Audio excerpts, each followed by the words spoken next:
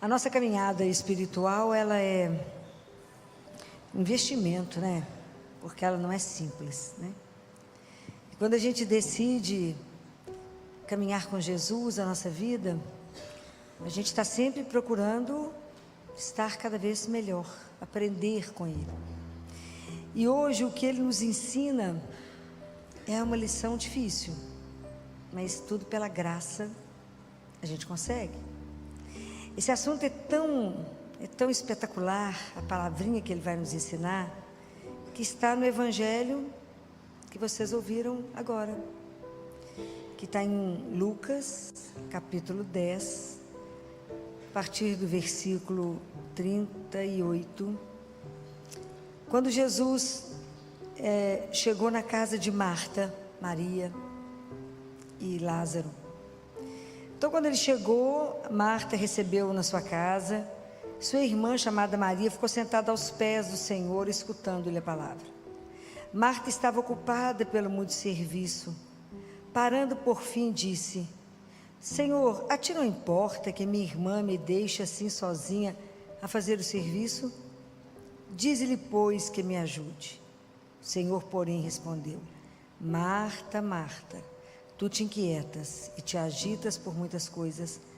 No entanto, pouca coisa é necessária, até mesmo uma só. Maria, com efeito, escolheu a melhor parte, que não lhe será tirada. Palavra da salvação. Quando Jesus fala com Marta: Marta, Marta, tu te inquietas e te agitas por muitas coisas, Jesus não repreendeu Marta pelo trabalho, porque eu no lugar dela, com aquele tanto de homem para comer, a situação não ia ser boa.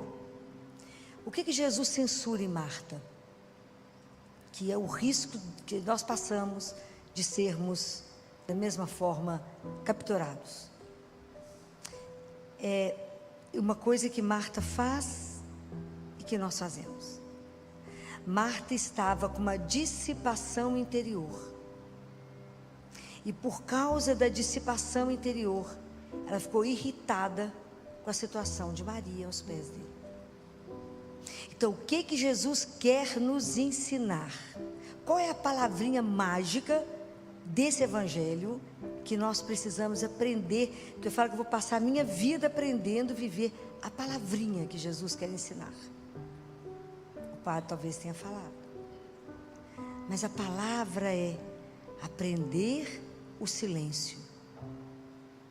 Ou luta na nossa vida, aprender a silenciar. Então, qual é o nosso desafio? Ser Maria antes de ser Marta. Esse é o desafio. Não tem nenhuma errada. Só que eu tenho que aprender a ordem. Por que Marta estava agitada? Porque ela não teve primeiro uma vida de oração. Então, primeira coisa na nossa vida, qualquer coisa que vocês vão fazer, qualquer empreendimento, seja da escola, seja da sua casa para arrumar, fazer um bolo, seja no hospital, seja dentro de um fórum, seja como arquiteto, engenheiro, seja o que for que você faz. Primeiro, oração. Depois, o fazer. Nós já levantamos aflitos, vamos fazer.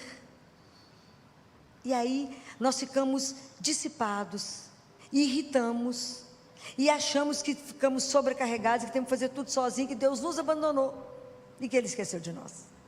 Então nós vivemos uma agitação contínua. Nós vivemos num mundo que nós estamos sempre chamados a correr contra o tempo. Todo mundo só fala assim: não tem tempo, estou correndo. Então a gente vive uma agitação e não fazemos a primeira coisa que temos que fazer, que primeiro é parar. Primeiro é silenciar, para ouvir a voz de Deus que está dentro. Deus habita com toda a infinita ternura dele dentro de cada um de nós. Mas se a gente não silenciar, que hora que nós vamos ouvir isso? Não vamos. Esse é o grande desafio da nossa vida espiritual. Aprender a silenciar. A importância disso é tamanha que está aqui, ó. Nada contra Marta. Mas olha o desafio de aprender a ser antes de fazer. Nós ficamos sob uma pressão no mundo de fazer. Eu tenho que fazer. Não, nós temos que ser. E o maior desafio da nossa vida é ser filho de Deus. para depois fazer. Primeiro é ser. Esse é o grande desafio da nossa vida. E aprender isso vai à vida. Vai à vida. Porque o mundo hoje vai te cobrando tanto, você vai vivendo uma agitação tamanha, que daqui a pouco você está fazendo tudo por fazer. Aí você começa a ficar triste, não vê sentido nas coisas, porque vai fazendo por fazer, a vida vai cobrando, você levanta, deita, corre, continua correndo no dia seguinte, não para, a vida fica sem significado o que você está fazendo. Tudo que a gente fizer, se não tiver por princípio Deus, está errado, não vai dar certo, te consome completamente, te consome. Então aprender isso aqui é uma arte, fala, Senhor, me ensina aquilo que o Senhor ensinou. Entra no seu quarto, fecha a porta, silencia o resto. Uma luta. E é tão impressionante que quantos anos Jesus ficou em silêncio? Quantos anos? 30 anos em silêncio. Depois ele foi para o deserto, em silêncio, mais 40 dias para escutar o Pai. Só depois que ele começou a falar. E falou por 3 anos, ficou em silêncio 30.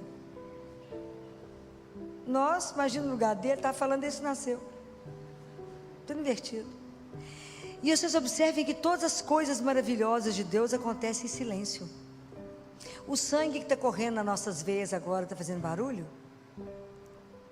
A gente nem sabe o que está correndo. Mas para a gente escutar o coração agora tem que fazer silêncio. O céu, né? Você vê o sol, a lua, as nuvens, tudo se move, faz barulho? A grama cresce, a árvore dá fruto, dá flor, fazem barulho? Não. O maior milagre que a gente tem oportunidade de estar presente todos os dias, a transubstanciação, ela acontece em silêncio. E é tão interessante como é que nós somos barulhentos, né? E a gente precisa treinar o silêncio dos olhos, do ouvido e dos lábios e do coração.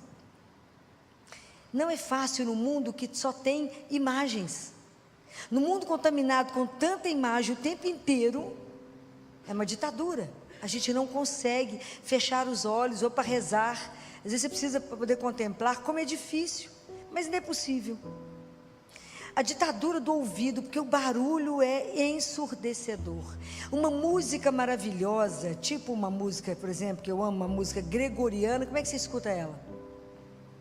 Em silêncio, porque você contempla, você inclusive é elevado, né? A música te faz rezar. Tem hora que você chega lá no céu, bate o céu e volta. A música vulgar, ela é executada com muito barulho, é muita confusão, e isso deixa o povo agitado, dopado, desorientado e vazio. O ser humano não consegue ficar em silêncio. Você quer ver desorientar alguém hoje? Coloca a pessoa sentada, sem celular, sozinha. Quebra a cadeira, quebra o lugar, não dá conta, entra em abstinência. Porque não dá conta, precisa do barulho igual precisa de uma droga. É como se fosse uma dose de morfina, como se fosse algo para te deixar completamente fora do ar, porque o silêncio, ele te faz confronto com a sua vida interior. O barulho, você não suporta silenciar, porque ele te revela seu vazio interior. Então ele não te permite confrontar. Então tem gente que não suporta o silêncio. Liga tudo que existe dentro de casa, tudo. Mas é preciso aprender a silenciar, a se ver diante de Deus, a ver a nossa vida. Então, o ouvido, aprender a silenciar o ouvido, aprender um dia nós vamos chegar nisso, a estar num silêncio tão profundo que pode estar quebrando tudo em volta de você, não faz a menor diferença, porque você continua não escuta, de tão absorta que você está. Mas no chão. São Tiago diz que quem aprende a controlar a língua, controla a sua vida. É uma arte. Aprender a guardar a boca. Mas às vezes não, Filó. Eu cheguei ali no Santíssimo, fechei os olhos, o ouvido, fechei a boca. Está em silêncio. Sim ou não? Claro que não. E o tanto de paixão que vai soltar naquele momento, e o tanto de sentimentos. Você pode ficar irritada, nervosa, querendo brigar com alguém. Você vai fazer discursos para alguém que você nunca vai fazer depois. Vai xingar alguém e Jesus está ali esperando. E nós ali, ó, falando, e Deus esperando. Então, por isso que eu falei que era tão difícil que eu ia falar hoje, porque é um exercício que eu preciso me dispor. Eu preciso querer aprender a silenciar na minha vida. Isso é uma arte, é um mistério, é uma graça. Nossa Senhora ficava sempre em silêncio. Em silêncio, porque ela era sempre cheia de Deus. Todo mundo que faz muito barulho, muita confusão, pessoa que chega gritando muito, falando demais, falando só dela o tempo inteiro, dificilmente é uma pessoa cheia. Em geral, vazia. Mas precisa de chamar a atenção para ela mesma. Comece a observar o mundo. Comece a observar as coisas. E é interessante porque Deus nos deu três grandes mistérios para ser contemplados em silêncio: a cruz, a Eucaristia e a Virgem Maria. E como que a gente não consegue silenciar? Por isso que é um grande mistério. Fala, meu Deus, me ajuda. Deixa eu começar devagarzinho, até eu conseguir contemplar a cruz. Até eu conseguir contemplar esse mistério de amor, que olhar para a cruz e falar, por amor a mim, Ele morreu. Até eu aprender a contemplar a hóstia e saber que naquele que parece pão, ali escondido, no silêncio profundo, discreto, está Jesus. Corpo, sangue, alma e divindade. Não é um mistério para mim conseguir entender, é mistério apenas para contemplar, adorar. E tudo que Ele fez com a Virgem Maria, o que Ele fez com a pessoa que disse, seja feita a vossa santíssima vontade. Isso é o que Ele quer fazer com cada um de nós.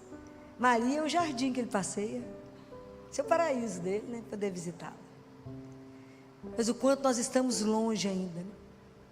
Mas é porque tudo tem que ter um começo, e o primeiro começo é tomar consciência de que eu quero ser Marta e Maria. Eu preciso aprender a contemplar, eu preciso aprender a silenciar, eu preciso aprender a estar diante do meu Senhor. Então eu preciso de graça. Senhor, me ajuda a silenciar meus olhos, o meu ouvido, me ajuda a aprender, não ter curiosidade se alguém passou. Tem pessoas que estão de joelho, acabou de comungar e não consegue estar em ação de graças. Vigia cada um que passa na fila da Eucaristia, não esqueceu com quem está. Jesus fala assim para Gabriele, Gabriele, quando vocês me recebem na Eucaristia, é como se você recebesse uma visita muito importante na sua sala. Você deixa a visita e vai para a janela ver quem está passando? Não. Mas a gente faz assim. A gente recebe a Eucaristia e a gente vai para a janela ver quem está passando e esquece que está diante dele. Então eu preciso estar atento. Esse pedacinho desse evangelho, ele é muito rico para a gente se colocar no lugar. E quando Jesus fala, Filó, Filó, você se agita por muita coisa, só uma é necessária. Cuidado para o mundo não te pegar. Então eu falo para cada um de vocês, quanto maior o cargo que Deus te conferir na terra, quanto mais honra você tiver aqui, quanto mais glória, quanto mais coisa importante você tiver que decidir, eu te falo, mais tempo dedica ao silêncio, mais tempo de oração, antes de executar as tarefas que Ele te deu. Senão você vai fazer tudo errado. E aí você vai estar diante dele e falar, mas não era isso não, meu filho. Eu te pedi aquilo ali, ó, você fez o de lá. Igual nós vamos fazer, igual o Jonas. Deus manda ele para Nínive, ele vai parar em Tarsis. Volta, vai voltar. Nós precisamos de aprender a silenciar. Porque o dia que a gente aprender a silenciar em qualquer lugar do mundo, nós vamos estar diante dele, na presença dele. Em qualquer lugar do mundo você será capaz de rezar, mesmo que esteja acontecendo o que quiser do seu lado, você vai estar na consciência de estar com Ele. Isso é uma graça que nós precisamos de adquirir, porque isso fará o nosso crescimento espiritual. Senão, por isso que muita gente fala, eu rezei, mas não aconteceu nada. Eu rezei e saí da igreja do jeito que eu entrei. Não pode. Falei, então rezou para a pessoa errada, porque não silenciou. Nós não podemos viver aquilo que está escrito no Evangelho, que Jesus fala lá, que é a profecia de Mateus, de Isaías, e Jesus repete em Mateus. Esse povo, eles têm olhos e não vê, têm ouvido e não escuta, e têm um coração duro. Então eles não voltam a mim, eu não consigo convertê-los. Então qual que é a grande dificuldade nossa? Por isso que eu te falei que é difícil, porque demora muito tempo. São muitas eucaristias que a gente tem que participar, até que Deus consiga quebrar o nosso coração, até que o nosso coração seja domado, para que de verdade eu consiga viver a graça desse Evangelho de hoje. Não é fácil viver isso, não é fácil falar, seja primeiro Maria, para depois ser Marta. Primeiro. Vocês já devem ter ouvido eu contar a história de um sacerdote que foi procurar Madre Teresa de Calcutá. E ele, no livro dele, ele conta que ele foi pensando, e na cabeça dele, ele colocando a lista de todas as obras de caridade que ele fazia. Ele ia conversar com a Madre Teresa, você imagina. Ele ligou e falaram, não tem tempo de atender. Ele fingiu que não escutou e foi lá. Aí chegou lá, a moça, quem recebeu, a recepcionista era uma freirinha, falou, a irmã não pode te receber. Ele fingiu de morto e ficou parado na frente da freira. A freirinha falou, não vou ter saída. Foi atrás da Madre Teresa. Madre Teresa chegou, diz que Madre Teresa chegou segurando um tercinho na mão, que ela andava sempre com um tercinho, com as mãozinhas enrugadas. Ele fala que as mãozinhas enrugadas, que pegou na mão dele e levou ele para uma sala, perguntou o nome dele e falou, pois não, meu filho. Falou, irmã, eu queria vir te ver. Pois não. E aí ele pensou que Madre Teresa ia fazer pergunta para ele, o que você está fazendo de obras de caridade? Qual que vocês acham que foi a pergunta que ela fez para ele? Ela fez uma única pergunta. Ela perguntou para um sacerdote, quanto tempo você reza por dia? Ele tomou um susto, está descrito no livro. Falou, eu? Uai, só sabe que é difícil rezar o ofício, eu rezo, eu celebro missa todo dia, e rezo o terço que eu aprendi com a minha avó. Ela falou, só isso? Não basta. Não. Você está dando, porque para o amor se exige o máximo, você está dando o mínimo. Tudo que você fizer sem oração, não vai dar certo. Por que você acha que primeiro eu fico tanto tempo em adoração, para depois sair para as ruas? Porque sem Deus, nós somos pobres demais, para ajudar os pobres. Então não pensem que nós somos capazes de alguma coisa. Que Deus nessa noite nos conceda a graça do silêncio. Que nos conceda a graça de aprender pela palavra de Deus. Como é que eu vou fazer isso, Filó? Escolhe um horário, pega a palavra e leia em silêncio dentro do seu quarto, ou lugar que você escolher. É você e ele. E à medida que você começar a ler a palavra, chame o Espírito Santo, vai estar você e ele. É ele diante de você te orientando. Aquelas palavras vão fecundando o seu coração. Você vai aprendendo a silenciar na palavra, e Deus vai fazendo o resto. Comece com a leitura da palavra todos os dias. Você e ele. Larga o abençoado celular em algum lugar. É você e ele com o quarto fechado. Eu vou meditar com vocês todas as palavras que Jesus falou. Entra no teu quarto, fecha a porta e reza em silêncio. Estou terminando de preparar isso, porque cada palavra tem uma palestra, né? Uma luta, não é fácil. Então, precisamos aprender. Então, a primeira coisa que eu estou falando com vocês é, pega a palavra e começa a ler em silêncio. E pede, deixa Jesus fazer. Deixa Jesus fazer. Os primeiros dias será impossível ficar em silêncio. Ele vai saber, porque nós vamos ficar tumultuados internamente. Mas é a graça dele que vai trabalhando o nosso coração, até o nosso coração ser quebrado, até ser como uma argila na mão dele, do oleiro. E ele vai poder fazer a obra, porque Deus não deixa nada inacabado, desde que a argila não faça resistência ao oleiro. Então não faça resistência, deixa Deus te fazer, tá, conforme ele sonhou. Primeiro passo é ler a palavra de Deus. Quanto mais Eucaristia, quanto mais oração do terço, quanto mais Nossa Senhora irá nos ajudar, ela que foi a mestra, discípula por excelência, irá nos ajudar nesse caminho tão difícil de aprender a silenciar a estar diante dele, apresentar aquilo que a gente deseja fazer. Primeiro contempla, depois fazer, depois separação.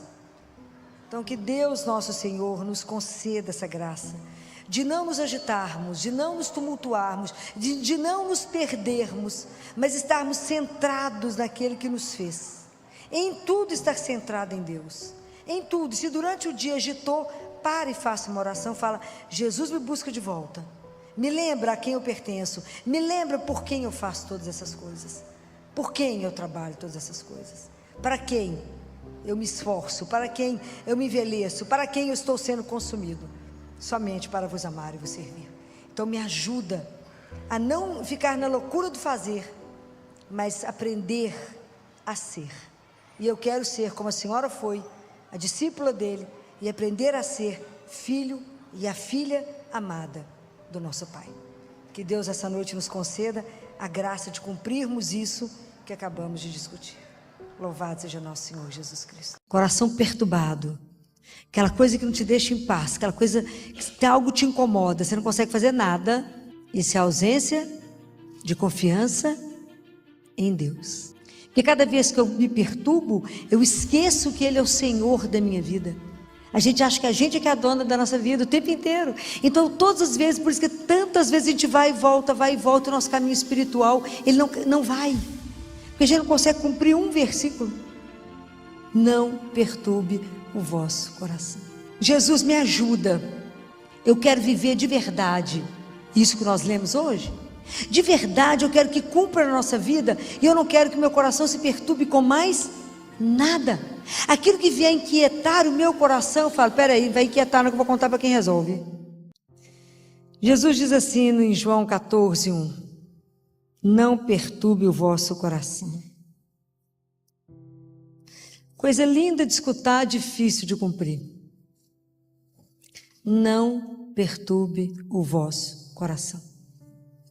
Jesus diz que coração perturbado é ausência de confiança nele. Coração inquieto, coração perturbado, aquela coisa que não te deixa em paz, aquela coisa que algo te incomoda, você não consegue fazer nada. Isso é ausência de confiança em Deus. Então, se a gente só conhece esse versículo, hoje a gente faz uma conversa longa. Porque quantas situações na nossa vida a gente vai viver nessa inquietude. Ele fala que essa inquietude é porque nós queremos ter o controle das coisas e fazer com que as coisas aconteçam do jeito que a gente quer. A nossa dificuldade em se abandonar nas mãos dele. Ele fala: se é uma pessoa que te incomoda, se é uma situação que te incomoda, se é algo que não sai da sua cabeça, não sai do seu coração, está tirando o seu sono, está te fazendo perder peso, não deixa comer, entrega para mim. Mas Jesus, eu acho que eu vou te entregar, eu acho que você não vai saber resolver isso. Mas se é alguma coisa que às vezes você deseja profundamente, você não entrega por quê? Porque se você acha que é alguma coisa muito boa para você, a gente não acredita que se a gente que está querendo acha que é bom para nós, infinitamente mais Ele vai dar aquilo que for ótimo. Então o que é que nos falta? Por que a gente vive essa inquietude?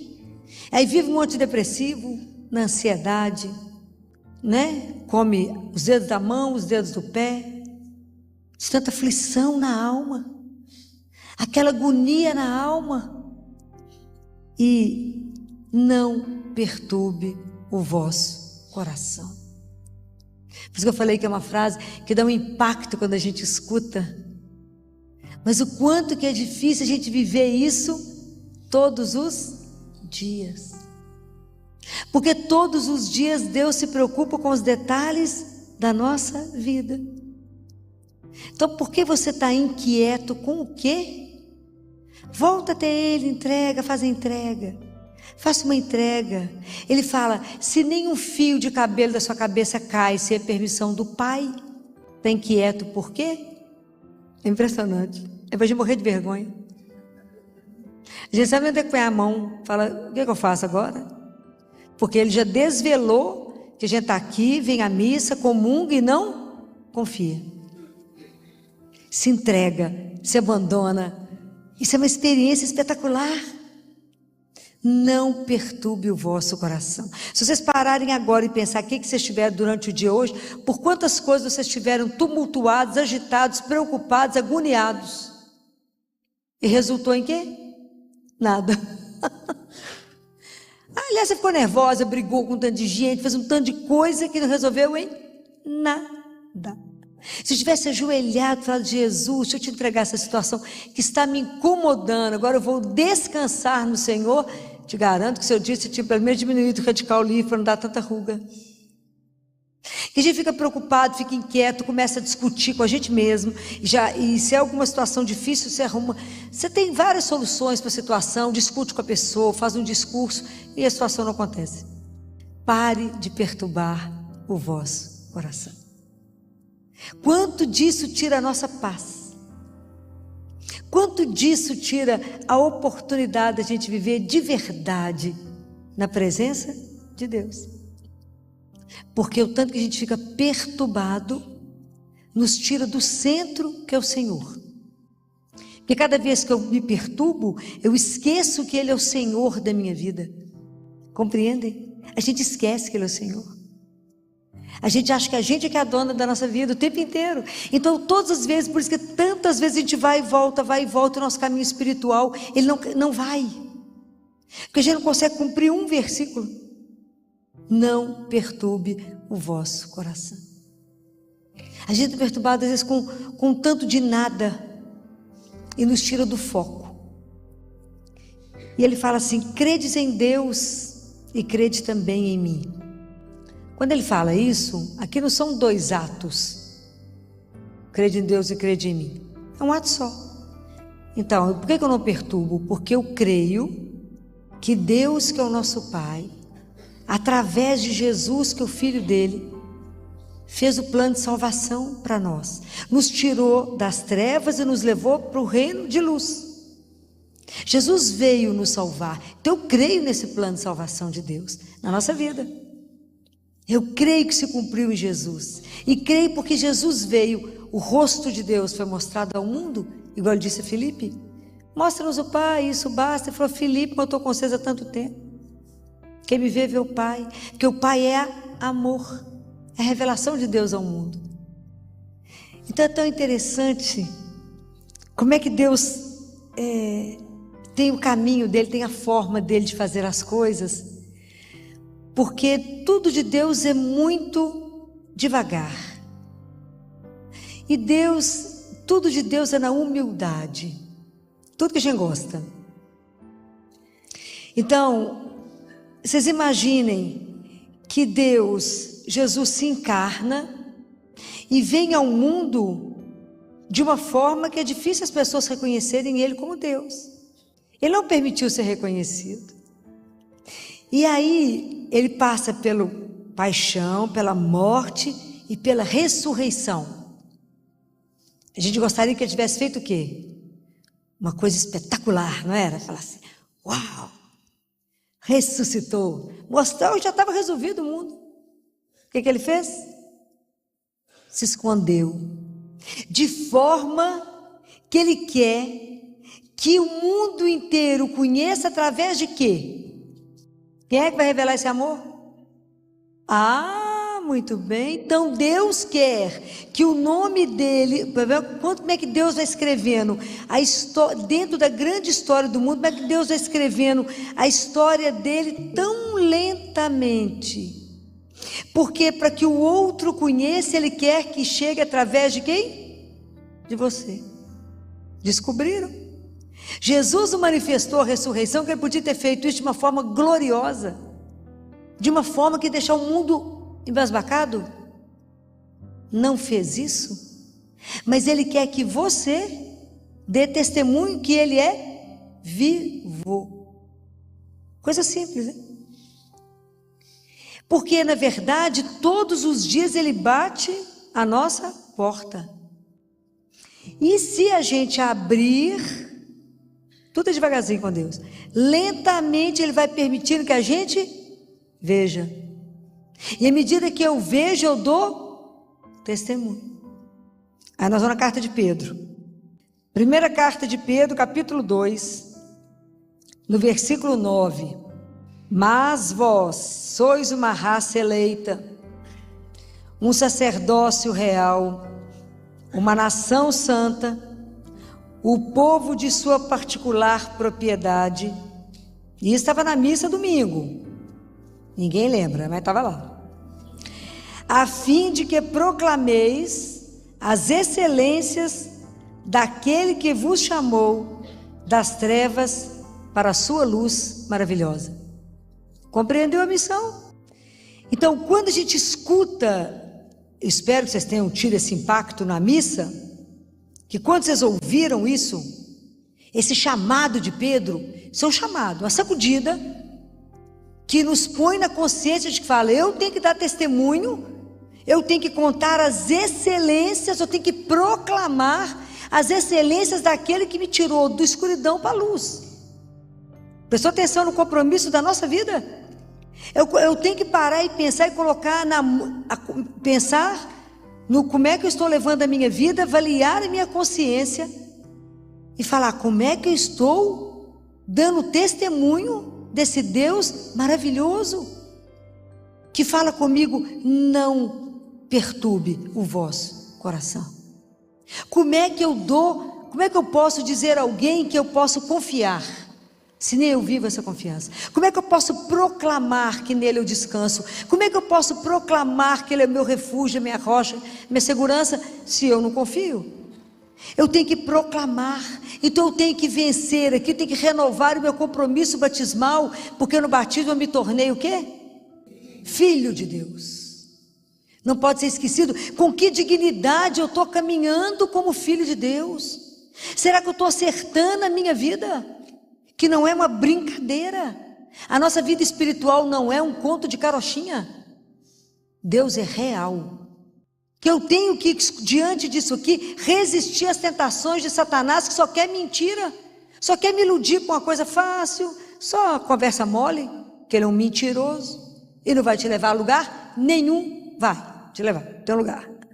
Como diz o padre Paulo, chegar no céu tem um esforço. Porque para não chegar no céu é simples, é só do jeito que a gente está, só deixar na banguela.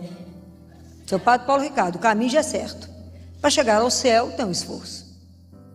Prestem atenção nisso, como é que eu vou dar testemunho? A fim de que proclameis as excelências. Isso é para a gente tremer. Não perturbe o vosso coração. Como que eu, que creio em Deus, posso estar sempre perturbada? Que Deus que é esse que eu creio? Por que eu posso ter que estar sempre inquieta, sempre angustiada, sempre agoniada, sempre aflita? Sabe aquele povo sempre aflito? Fala, minha filha, onde é que você anda? Que agonia de alma que é essa? Conhece Jesus, não? É muito sério. E aí tem uma outra coisa. Todos os dias, pelo menos uma vez por dia, nós rezamos o Pai Nosso. Ok? Quando a gente reza o Pai Nosso, é porque a gente reza no automático, né? A gente solta uma primeira e não sabe o que falou. Mas a gente reza assim: Pai Nosso, que estais nos céus, santificado seja. Qual é a próxima frase? Venha a nós o vosso reino. Se nós somos uma nação santa, um povo escolhido, nós clamamos todos os dias que venha o seu reino, que é um reino de paz, um reino de amor, um reino onde a gente tem que viver essas excelências, aonde que existe um lugar no mundo que chama o povo à esperança, que dê ao povo a esperança, que mostre para o povo que Jesus é o caminho. Como diz Santo Agostinho, ele é o caminho. Porque quando a gente acha o caminho, que a gente tem o caminho, falta a meta. Qual que é a nossa meta? Chegar no Pai. E ele é o único que vai nos levar no Pai. Ninguém mais vai nos levar no Pai, só ele. Ele é o caminho que vai nos levar no Pai. Ele é a verdade, ele é a única verdade que enche o nosso coração de uma alegria que é incontrolável. Só ele é aquele que dá sentido à nossa vida. Só ele é essa razão da nossa vida. Porque ele tem a alegria dessa vida que nos convida a ser eterna. Então ele é o caminho, a verdade e a nossa vida. Mas como é que eu vou dar testemunho dessa alegria? Como é que eu vou dar testemunho dessa esperança? Se eu nem trabalho para que o reino de Deus aconteça, para que exista um lugar no mundo onde as pessoas possam estar ancoradas, eu posso ensinar a elas. Nós temos que proclamar essas excelências. Então tudo isso tem que passar para nós num processo de conversão. Por isso que o nosso processo de conversão é tão lento, porque os Lázaros continuam existindo. Mas como é que com que fruto, né, eu vou servir a Lázaro? Como que eu vou acolher? Como é que eu vou alimentar? Como é que eu vou tirar uma fome, uma sede, agasalhar? Se não for como ele faria. As pessoas têm que ver as nossas obras sem que a gente fale e dê glórias ao Pai. A nossa vida ela tem que ser um testemunho dele. Compreendem? Mas se a gente não acordar para essa frase só, se a gente não for sacudida por essa frase, nós não saímos do lugar. Nós temos que ter um objetivo. Santa Teresa de Ávila falava assim: não se afaste daquilo que é o seu alimento, o seu remédio, que é a santa humanidade de Jesus. Não se afaste, não desgruda de Jesus. Ele é o nosso caminho, Ele nos conduz, Ele tem tudo para nós. Vocês lembram qual que é o número do Salmo de domingo? Era o Salmo 32, em algumas Bíblias o Salmo 33, que fala lá no versículo 20: quanto a nós esperamos por Yahvé, Ele é o nosso auxílio, o nosso escudo. Será que de verdade Ele é o nosso auxílio? Será que de verdade nós contamos com Ele? E aí nós descansamos nele e falamos: Ele irá resolver a minha vida, Ele irá me ajudar, e eu não preciso desorientar porque Ele cuida de mim. De verdade, vocês sentem isso para descansar no Senhor e falar: só vai acontecer o que Ele permitir, porque eu estou nas mãos dEle. Ele é o meu auxílio, Ele é o meu escudo. Nele se alegra o nosso coração. Será? Será que é nele de verdade que o nosso coração se enche de alegria? Aqui nada, filho, tem que ter alegria no monte de cor do mundo. É impressionante. Quando eu vou falando essas frases para vocês aqui, que nós rezamos esse domingo. E é o seu nome santo que confiamos. Ai, que coisa mais linda. Porque quando a gente fala o nome, quando você está muito atormentado com tanto problema, que você fala o nome dele, você fala Jesus. Isso já é uma oração. Só de você escutar o nome dele, você já não fica bamba. Não, eu já fico bamba. Fala, ele é real. Quando você está muito cansado, você olha para o lado e fala: ele está aqui, porque ele prometeu que estaria comigo, e que aonde eu for, ele estará, e vai me conduzir, vai me guiar. E se eu levo para ele uma preocupação, eu falo: Jesus, olha essa situação, e ele vai me dar um retorno. Isso é encantador. Que Deus é esse que permite uma relação de tanta intimidade, que qualquer coisa que me tirar a quietude do meu coração, eu posso ir lá e contar para Ele, e Ele vai ter uma solução para mim, porque Ele não pode abandonar aquele que confia nele. Ele vigia, né? É lindo isso, né? Porque aqui no versículo 18 diz que o olho de Yahvé está sobre os que o temem, sobre aqueles que esperam o seu amor. Pode imaginar isso? O olhar dele está sobre nós que confiamos nele. Ele fala para Santa Catarina de Siena: eu não posso decepcionar meus filhos que confiam em mim. Não posso. Então a gente ficou pedinte diante dele. Já pedinte, a gente fica paradinho olhando para a cara dele, esperando ele fazer. Fala: Jesus, o senhor está prestando atenção que está faltando esse negócio. Igual Madre Teresa fazia com ele. Vocês já leram as histórias de Madre Teresa? Senhor, está faltando leite para o povo, faltando leite para os meninos, tem que dar leite. Você tem dinheiro? Não, tem não. Fui lá e falei com ele: Jesus, não tem leite não. O jornalista falava com ela: mas e agora? Uai, eu já falei com ele. Aí de repente o prefeito cancela todas as aulas no dia, todos os leitos foram para quem? Para Madre Teresa. O jornalista ficou assustado, ela falou: eu falei com ele, ele mandou. É essa confiança simples de que ele escuta. Aonde que ele vai estar vivo? Eu posso conversar assim com ele, aonde? Ah, muito bem, você já vieram visitar ele quantas vezes essa semana? Já? Isso? Tudo que acontecer, corre aqui e fala: eu vim cá te contar um negócio. Vai que você não viu? Faz de conta que você não viu, faz cara de surpresa, vou te contar uma história agora. Me ajuda, simples assim. Chega aqui e faz, Jesus, vim só te contar um negócio, o senhor me ajuda? Então tá, muito obrigado. Não, Pai, Filho e Espírito Santo, pode ir embora. Se você tem 5 minutos, vai lá, tem meia hora, vai lá. Tem o tempo que você tiver, vai lá e conta para ele. Vocês vão diminuir tanto o sofrimento, tanta dor de cabeça, tanta agonia de alma, tanta noite sem dormir, tanta insônia. Mas não tem problema não, eu não, já entreguei tudo, né? E resolve. Como? Do jeito que ele achar, que ele não acha, do jeito que ele sabe que será melhor. Compreendem? É simples, mas a gente precisa pedir a ele essa graça. Jesus, me ajuda, eu quero viver de verdade isso que nós lemos hoje. De verdade eu quero que cumpra na nossa vida, e eu não quero que meu coração se perturbe com mais nada. Aquilo que vier inquietar o meu coração, eu falo, peraí, vai inquietar, não, que eu vou contar para quem resolve. Nem acaba o resto da história. Falo, vamos lá contar lá diante do Santíssimo, que a gente já, evita o problema de ter que repetir. Vai lá e conta para ele, fala que Jesus escuta junto comigo o que estão falando aqui. Conta para ele.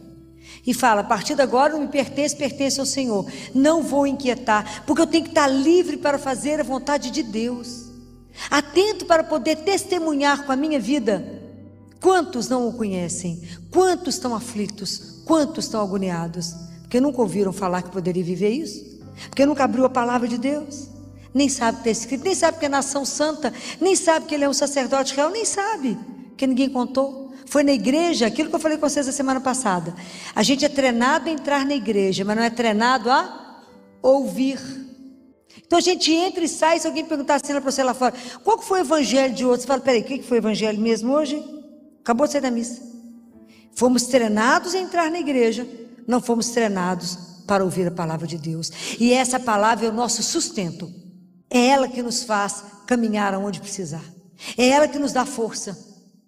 É ela que no meio do tumulto, no meio da dor, você vai escutar ele repetir para você, não perturbe o vosso coração. Creia em mim.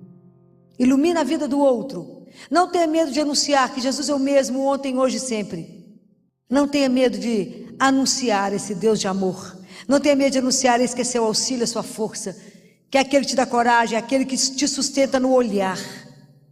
Experimentem isso quando você estiver muito cansada e você fala assim, tem um olhar que me sustenta, tem um corpo que me carrega. Quando eu recebo a Eucaristia, tem um corpo que me carrega, por isso que eu dou conta do que precisar, porque é ele que é o meu sustento. Dê esse testemunho, coloque nas pessoas o desejo de viver com esse Deus. O cristianismo é a religião do desejo. É preciso desejar Deus. Deus não é imposto, ele é um desejo. Pode imaginar caminhar com ele? Estar na presença de um Deus vivo, isso não tem preço na nossa vida. Que somente ele tem o melhor para nós. Só ele nos conduz para o melhor. Só ele tem esse caminho. Só ele tem a verdade que enche o meu coração de uma alegria que é indizível. Que mesmo diante do sofrimento, diante do mundo do avesso, você tem uma paz que a gente passa por qualquer situação. E que só ele tem a vida que me promete, que me dá a certeza da esperança. E nós cristãos temos que ser a fonte de muita alegria para muita gente, porque a fonte da alegria é ele. Mas eu tenho que mostrar essa alegria e ser a fonte dessa esperança, arautos da esperança, de uma esperança que está, ela tem uma base, ela é sustentada pela palavra, que é ele, que não mente. É isso que nos faz. A gente sabe que essa palavra, ela nunca vai nos decepcionar. Então a nossa esperança está nele.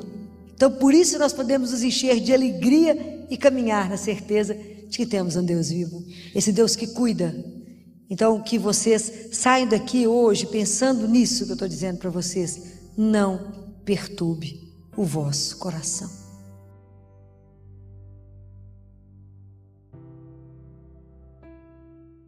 Jesus ensina, vocês vão tomar uma decisão? Chama o Espírito Santo de Deus. Vocês vão comprar alguma coisa? Chama o Espírito Santo de Deus. Vai participar das reuniões cheias de coisa importante? Chama por ele. Que primeira coisa que a gente faz quando acorda é rezar. Primeira coisa, eu tenho que pedir bênção ao meu Pai. O Espírito Santo vai nos ajudar a ter com o Pai uma relação de filho.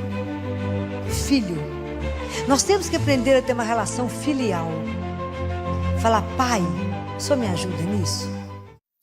Quando São Paulo chegou em Éfeso, na cidade de Éfeso, que encontrou com os cristãos, ele perguntou para eles assim: vocês foram batizados no Espírito Santo? Vocês lembram dessa passagem?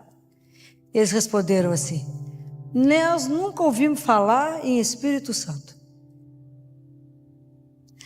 Quando João Batista está pregando, ele fala: no meio de vós está aquele que vós não conheceis. Lembra disso? Hoje a gente pode dizer para nós: dentro de cada um de nós está aquele que nós não conhecemos, que é o Espírito Santo de Deus. Estou falando mentira? De verdade? Não, né? A gente não tem nenhuma intimidade com Ele, não é? É isso. Então não adianta eu festejar, a igreja celebrar Pentecostes, se isso eu entro e saio da igreja da mesma forma.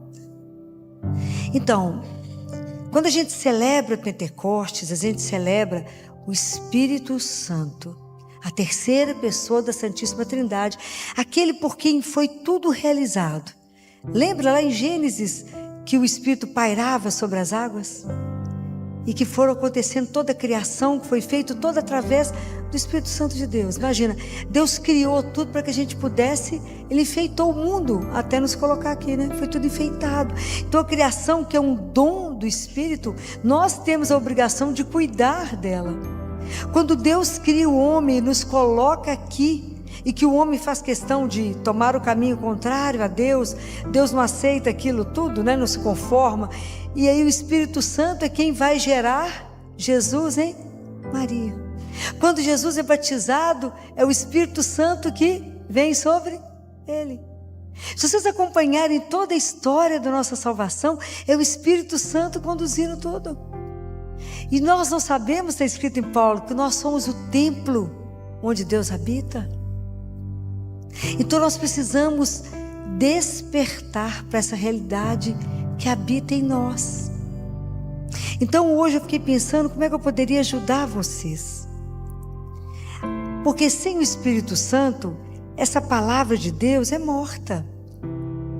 O que faz essa palavra dar vida e nos transformar? É o Espírito Santo de Deus. Quem é que faz Jesus presente para nós em cada Eucaristia? É o Espírito Santo de Deus, que pega o pão e transforma em corpo, e pega o vinho e transforma em sangue dele. Quantos milagres eucarísticos estão aí? Para que a gente possa viver isso. Então, sem o Espírito Santo, Jesus era uma pessoa do passado, de 2000 anos atrás. Quem faz ele ter vida para nós, quem faz essa alegria e a gente caminhar junto com ele, é o Espírito Santo. A alegria é uma assinatura do Espírito dentro da nossa vida. Compreendem? É Ele que dá vida à nossa vida. Então é Ele que nós temos que ter intimidade. E Jesus diz assim para um místico: aprendam a chamar o Espírito Santo várias vezes ao dia, através do coração da minha mãe, que é o que nós acabamos de rezar. Jesus ensina: vocês vão tomar uma decisão? Chama o Espírito Santo de Deus. Vocês vão comprar alguma coisa? Chama o Espírito Santo de Deus. Vai participar das reuniões cheias de coisa importante? Chama por Ele. Tudo invoca o Espírito Santo, porque Ele é vida, Ele é a luz, Ele vai mostrar e vai iluminar. Mas eu quero que vocês entendam e comecem a viver isso, para viver para a gente entender que a nossa religião ela é viva, porque o Espírito Santo nos faz caminhar com Deus vivo. Essa é a alegria de poder contar com um Deus que não morreu, mas que foi ressuscitado.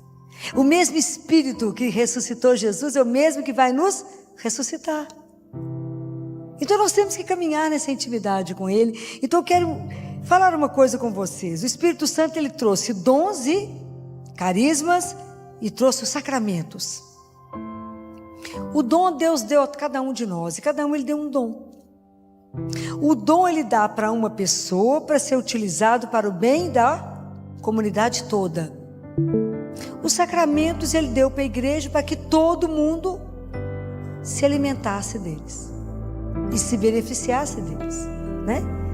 Isso ele deixou de presente para nós. Está aqui, renovando, sustentando a igreja, caminhando com a igreja. Cada vez que a igreja passou por momentos difíceis, agora acaba, o Espírito Santo renasce. Na época de Francisco e Clara, a igreja está passando um momento gravíssimo. E Deus suscita Clara e Francisco, que levanta a igreja. Então o Papa sonha na época, né, com a igreja tombando, caindo, e Francisco segurando a igreja sozinho de um lado. Espetacular. Como é que ele sempre renova, sempre traz alguma coisa nova, porque a igreja é de Deus, né? Então como é que nós podemos caminhar de forma que a nossa vida não seja separada, o espírito, as coisas espirituais da vida? Então eu queria ajudar vocês, porque isso também faz parte da minha vida. A gente tem que fazer um plano espiritual. Não tem que fazer um plano difícil. Vocês vão fazer um plano que vocês vão dar conta de cumprir. Isso você vai desenhar para você. Eu posso sugerir para vocês que a primeira coisa que a gente faz quando acorda é rezar. Primeira coisa, eu tenho que pedir bênção ao meu Pai. Então, a primeira coisa é rezar. Se você puder, além de rezar, assista missa diária.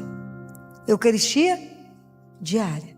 Porque quanto mais você encontrar com Jesus, mais Ele vai transformar você. Não tenha dúvida disso. Aprenda a ir trabalhar. Vocês imaginam, nós estamos inseridos no mundo, trabalhando loucamente, cheio de serviço, cheio de coisas e funções importantes que vocês desempenham, e somos cristãos.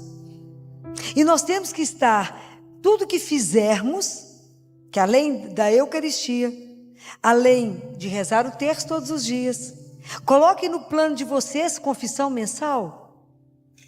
Mas isso tudo vocês têm que ter um desejo, tem que ter uma decisão, porque Deus não vai obrigá-los. Mas se você falar, eu me decido por rezar, vou ver quantas vezes por semana eu consigo assistir missa, eu quero fazer o terço diário e eu quero comungar uma vez por mês, é muito? De verdade, é muito? Não, não é. Não é. Mas isso depende de um desejo de cada um. Porque a partir do momento que você deseja, como é que a gente realiza isso? Pela graça de Deus. Nós não damos nenhum passo sem a graça de Deus. Fala, Jesus, me ajuda a fazer esse plano espiritual de forma que ele seja constante. Eu não posso fazer isso um dia para o lado 10, 100, um dia para o lado 10, 100. É um pé para frente e 10 para trás. Então a nossa vida espiritual não caminha. Os dons que a gente recebeu do Espírito não consegue desabrochar. Ele está entulhado, escondido. O Espírito Santo é entulhado. Ele está sepultado em nós. Ele precisa desabrochar. Pode imaginar o que o Espírito Santo pode fazer na vida de quem se entrega a Ele? Coisa alucinada. Mas nós precisamos de permitir que o Espírito faça em nós. Então, de forma que a minha vida que eu vou trabalhar e aonde tudo que vocês tiverem que fazer é permeado, porque tudo eu começo e termino com Ele. Tudo eu faço por causa de Deus. Então, se eu passo diante de uma igreja, faço o sinal da cruz. Então, se eu abro uma porta, se eu atendo um telefone, tudo que eu faço com Ele, por Ele e nele. Isso é uma disciplina que o Senhor vai nos ajudando. Eu vou invocando o Espírito Santo e peço a Ele que me ajude. Lembro do meu Pai várias vezes ao dia, e Deus, o Espírito Santo, vai nos ajudar a ter com o Pai uma relação de filho. Nós temos que aprender a ter uma relação filial. Falar, Pai, o Senhor me ajuda nisso? Como é que um filho conversa com o pai? Com simplicidade, com tranquilidade, com abertura.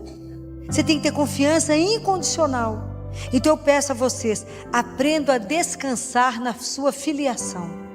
Lembra sempre, eu sou filho de Deus. Eu tenho um pai. Isso é uma das coisas que mais me emociona. Eu tenho um pai. Então o que te apavora? Nada. que pode te trazer medo? Nada. Eu tenho um Pai e que Ele é o Deus Altíssimo. Ele é o Senhor do Universo. E nada é maior que Ele. E Ele é o meu Pai.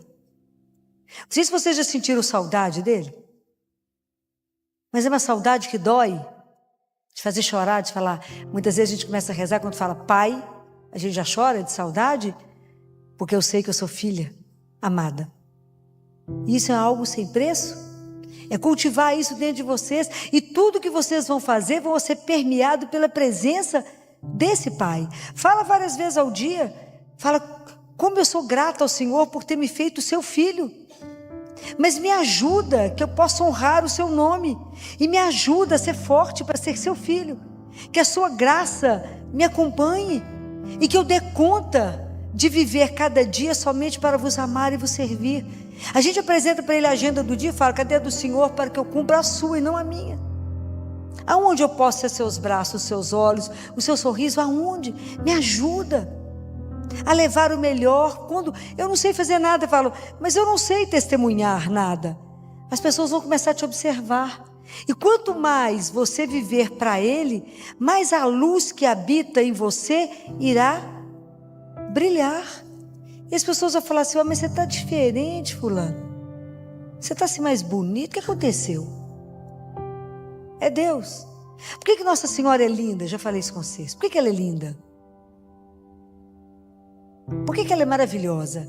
E quando ela apareceu em La Salette, eu esqueci o nome do rapaz, que era para o menino e para uma menina, e o pessoal falava, fulano, você não vai casar? Ele falou, não posso. Aquela mulher roubou o meu coração. Ela é tão linda, ela roubou o meu coração. Por que Nossa Senhora é linda? Porque ela não tem pecado. O que nos desfigura? O pecado. O que nos transfigura? O amor de Deus. Ok? Então cada vez que a gente peca, a gente vai enfeiando. Quando a gente confessa, a gente toma banho, né? A alma toma banho, dá uma lustrada, a gente melhora. É assim. A gente tem que tomar muito banho para ficar lindo, né? Fala que Jesus tem um salão de beleza, que Ele vai nos transformando. Mas é isso, é a beleza dele, né? Porque é a alma que vai sendo, que revela de fora o que está dentro. Então eu preciso pedir a Ele, me dá força de ser seu filho, me dá a honra de glorificar o teu nome, porque eu sou seu filho, sua filha. Isso nós precisamos de pedir a Deus. Me ajude a viver mas eu não quero, Senhor, que isso seja vivido assim, como obrigação e com uma rigidez, mas com a leveza, porque eu sou filho. Então por que eu rezo? Porque eu quero conversar com o meu Pai. Por que eu rezo o texto? Eu vou pedir a minha mãe que interceda por mim junto ao meu Pai. Eu quero meditar os mistérios da minha redenção. Por que eu vou comungar? Porque eu preciso ser alimentada por Ele, Ele é a minha força. E aí nós vamos caminhando com Ele. Depois nós vamos aprender que nós vamos fazer jejum. Mas vamos devagar. Faça o seu plano espiritual e fala, me ajuda no meio do mundo que eu não posso sair, eu não posso parar. Me ajuda a invocar o Espírito Santo mais vezes. Me ajuda a lembrar de Deus. Me ajuda a falar, Senhor, eu vos amo. Muito obrigado por ter me criado. Mas não esqueça do seu Pai, várias vezes ao dia lembre dele.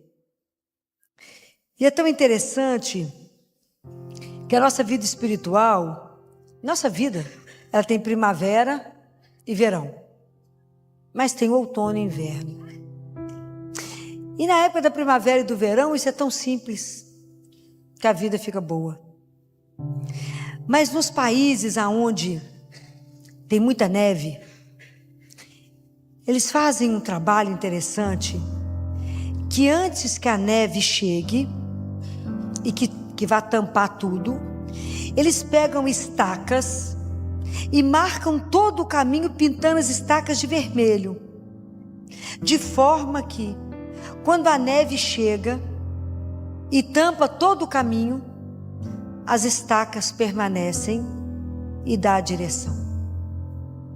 Então a nossa vida, essa história que eu estou falando com vocês, de fazer um programa espiritual, uma vida espiritual, um plano espiritual, é para que quando chegar o inverno, para quando os dias ficarem escuros e a noite demorar a chegar,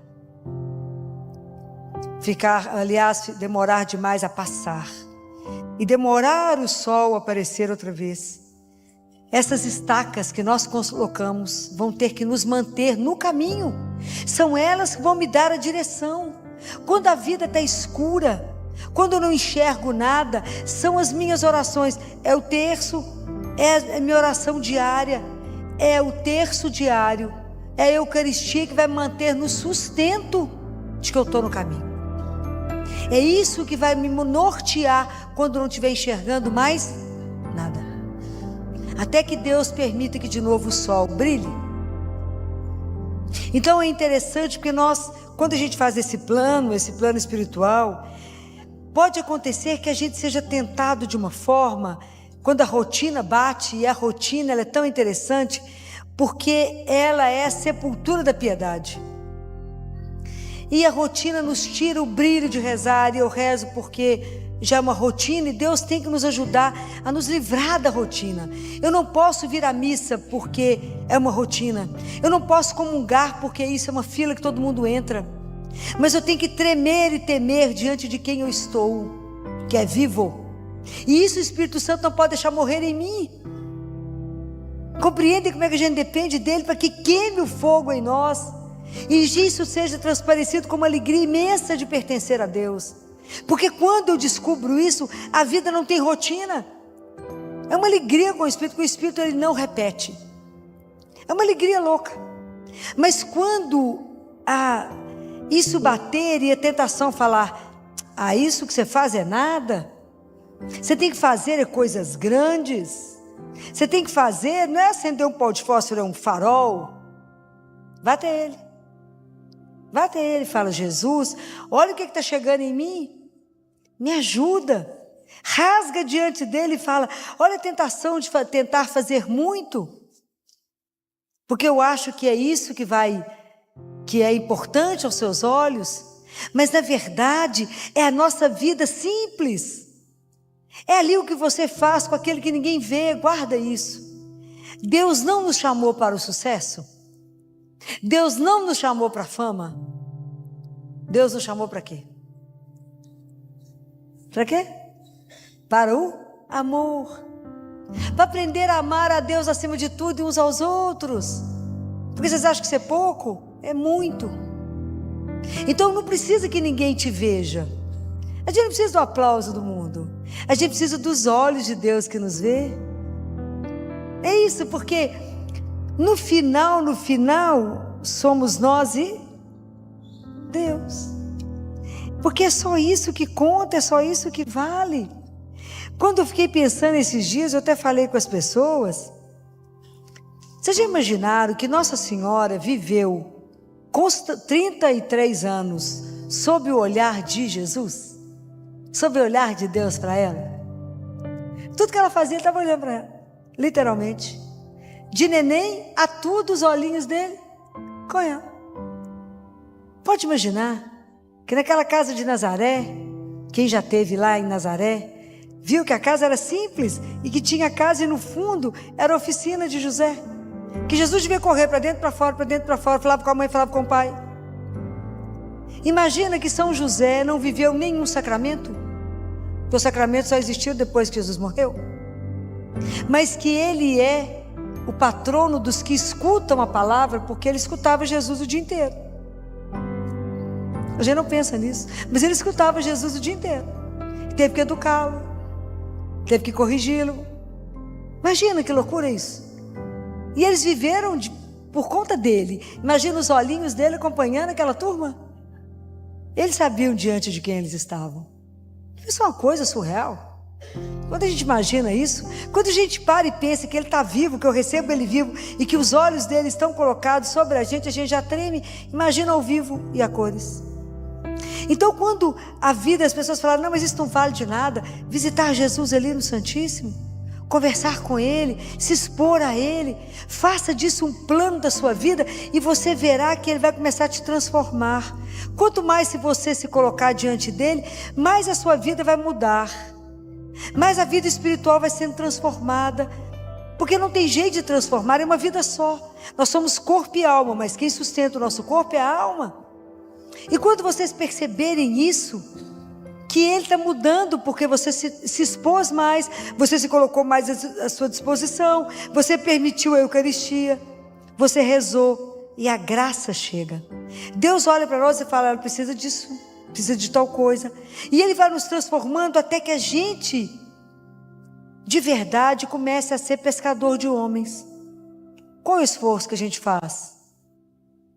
Muito pouco, porque na verdade o esforço foi você ter feito seu plano de vida espiritual. O resto é a graça de Deus. E Ele vai começar a te usar nas pessoas, nos amigos do trabalho, por onde você passar. Ele vai te usar. E você busca um, busca outro, e de repente você buscou um tanto e vai lá atravessar,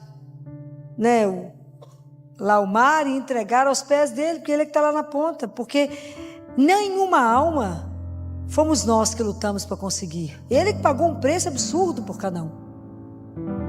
Ele que pagou o preço por cada alma. Foi Ele. E Ele não vai perdê-las. Então, mas Deus vai me usar, Filó? Eu não sei falar nada, eu não conheço nada da palavra. Mas é o testemunho da sua vida. É sua fé, é sua coragem.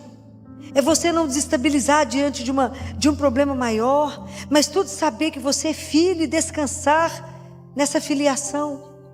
E ir lá conversar com Ele, rezar e ensinar isso para os amigos. E aí sim, você irá anunciá-lo. Essa paz que ninguém acredita que a gente consegue manter, mesmo que a vida esteja do avesso. Porque sabe que você tem alguém que é seu porto seguro, alguém que é seu sustento, que é Deus. Então, esse plano é o que eu vim trazer para vocês hoje, para que vocês consigam desfrutar da presença de Deus que habita em você, para que você permita que Ele surja, de verdade, permitir que Deus se manifeste na sua vida. Não tente resolver nada, não confie em você mesmo. Aquilo que Ele falou: não confie em você, confie em mim. Confie nas mãos dEle, entregue nas mãos dEle, peça a Ele essa graça.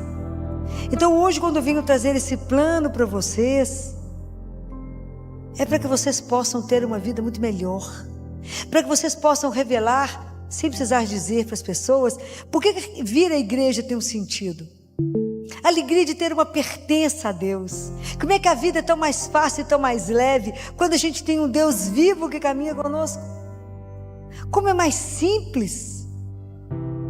E tudo a gente conta com Ele. Como que é diferente quando Deus está junto? Como que é diferente?